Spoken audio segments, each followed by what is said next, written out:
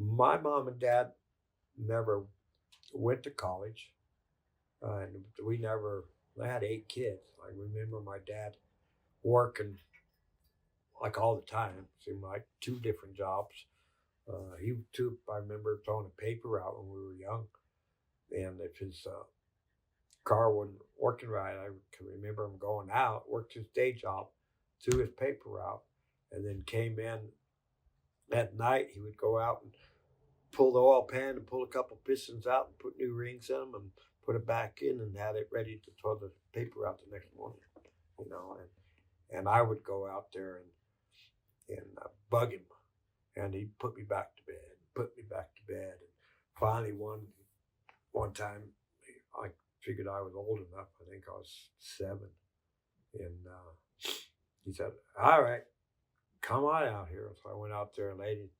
He said, "Hand me that wrench right there. Hand me that screwdriver." And that's so he taught me how to what tools were.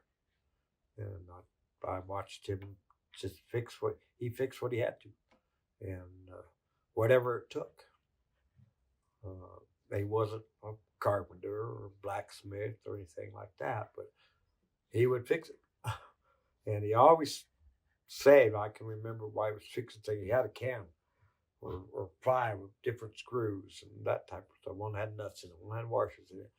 And before he'd go to the store, every time something broke, he would salvage whatever he could and put in these cans. And so before he would go to the store, he would go through his cans and make sure he didn't have what he needed right there. And so I learned that from him.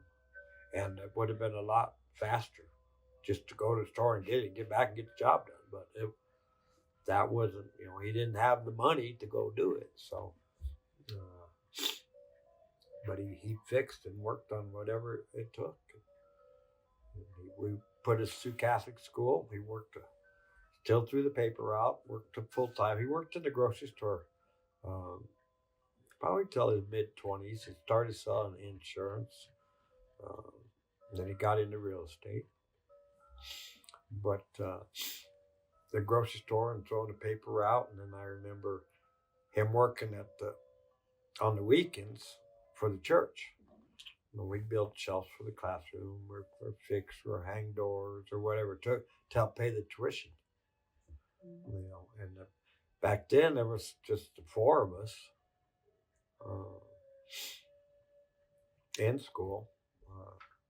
So when Lee came along, by the time he came along, we were out of 8th grade. The Catholic school was 1 through 8, and then 9 through 12. And that's what Mom and Dad did. They went to St. Mary's back then. It was 1 through 12. So they both went to the same school. And there was only the one Catholic school.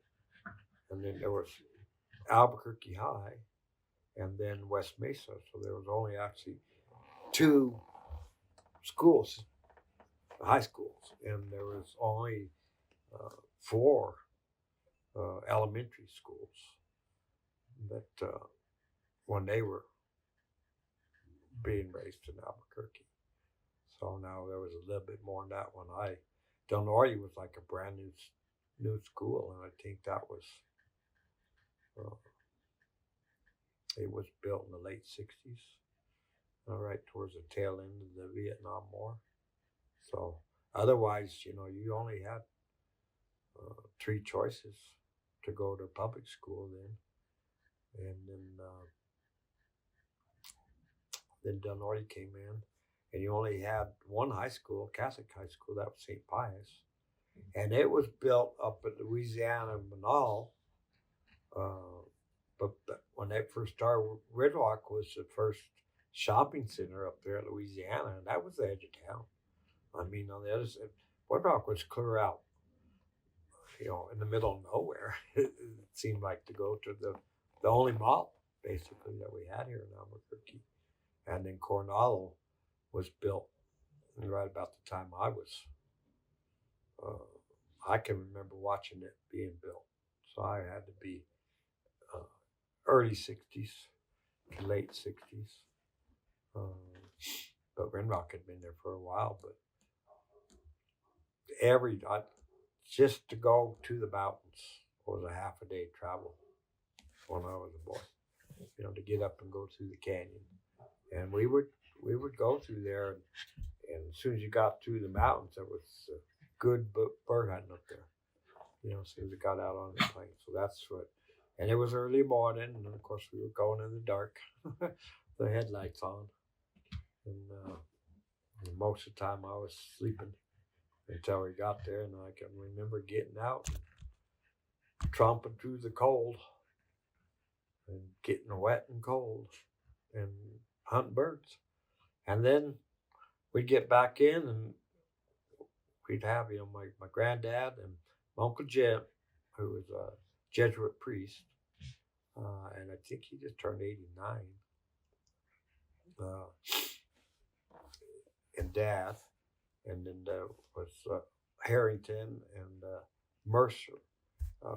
They'd all go out bird hunting together. And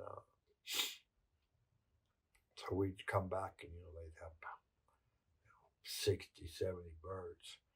And so we'd have to start plucking birds and cleaning birds. And, and of course we weren't doing it with the men because the women were doing that.